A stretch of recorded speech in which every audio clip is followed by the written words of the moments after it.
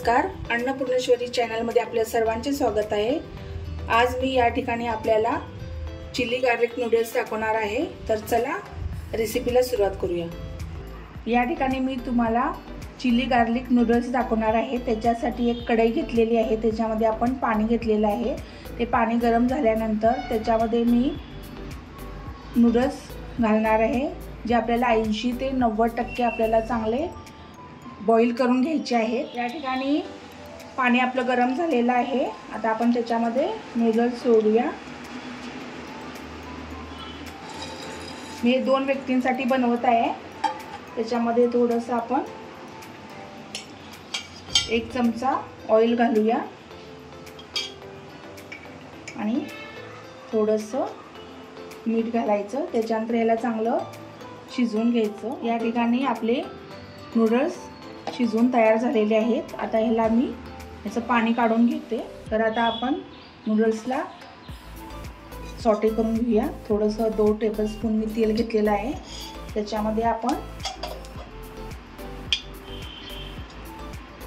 हा कांदा बारीक चिरून घेतलेला आहे, तो घालायचा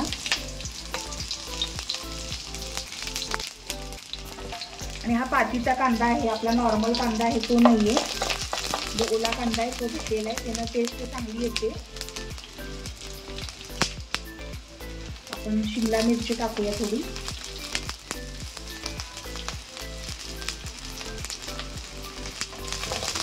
चांगलं त्याला गुलाबी होईपर्यंत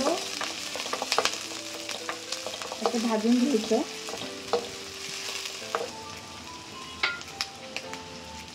त्याच्यामध्ये आता आपण लसूण टाकूया, कारण आपण गार्लिक नूडल्स बनवतोय, पण त्याच्यासाठी लसूण पाहिजेच।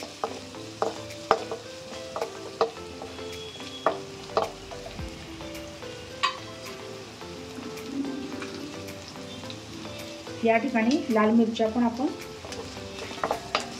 टाकायच्या फ्राय करण्यासाठी। पहिल्यांदा आपण टाकायचं नाही लाल मिरच्या, नाहीतर तेलामध्ये तेल गरम असल्यामुळे जळू शकतात, त्याच्यामुळे मी नंतर टाकलेले आहेत।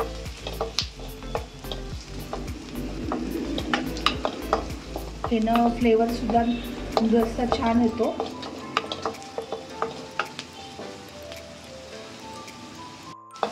या ठिकाणी बघा सगळं आपण त्याला सॉटे करून घेतलेलं आहे। आता आपण त्याच्यामध्ये काळी मिरी पावडर आवश्यकतेनुसार घालायची। चिली फ्लेक्स पण टाकलेले आहेत मी।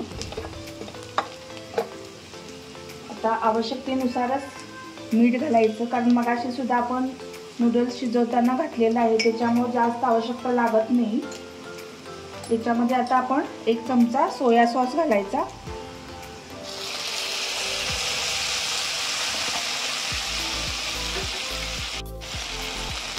त्यानंतर आपण रेड चिली सॉस घालायचा